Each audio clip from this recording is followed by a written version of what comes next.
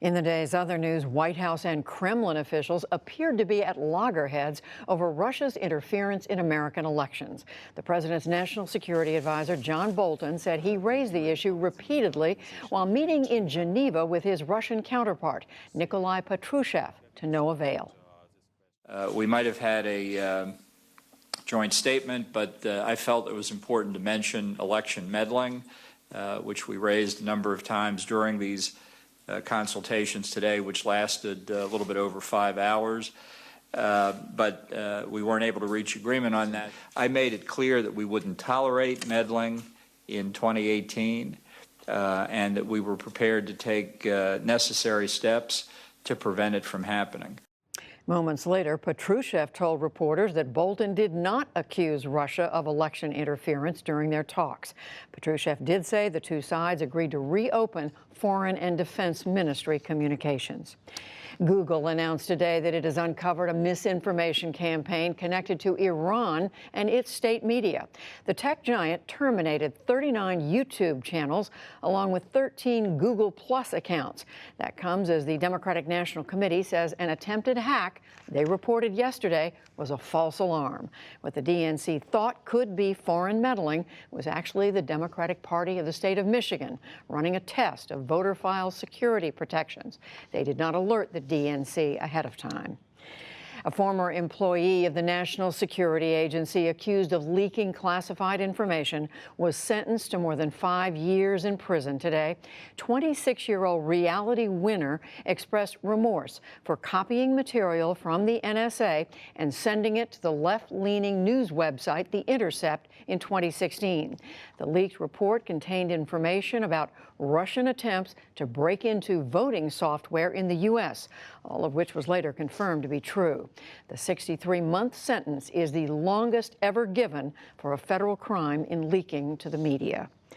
The British government advised businesses today to make plans now in case it is not able to reach a trade agreement with the European Union. Without a deal, residents in the UK could face higher credit card fees, new customs checks, and medicine shortages when it's expected to leave the EU in 7 months. In London, the newly appointed Brexit minister, Dominic Raab, said this is a precautionary approach. It is not what we want, and it's not what we expect. But we must be ready. So let me assure you that, contrary to one of the wilder claims, you will still be able to enjoy a BLT after Brexit, and there are no plans to deploy the army to maintain food supplies. Specifically, the British government asked drug makers to stockpile medicines for 6 weeks above normal operations and called for medicines with short shelf lives to be flown into the country. U.S. Secretary of State Mike Pompeo named a special representative to North Korea today. Stephen Biegun will leave his job at the Ford Motor Company. He worked in the George W. Bush White House as the executive secretary for the National Security Council and later as a national security advisor to former Senate Majority Leader Bill Frist. Biegun will join Pompeo on a trip to North Korea next week for ongoing nuclear negotiations. President Trump sparked a diplomatic row with South Africa after accusing its government of seizing land from white farmers. The president said on Twitter that he had asked Secretary of State Pompeo to, quote, study the South African land and farm seizures. South Africa's government said the tweet is, quote, based on false information. The country's land reform program is meant to reverse apartheid-era policies that stripped blacks of their land. The Anti-Defamation League said today that the president had repeated a long-standing and false white supremacist claim.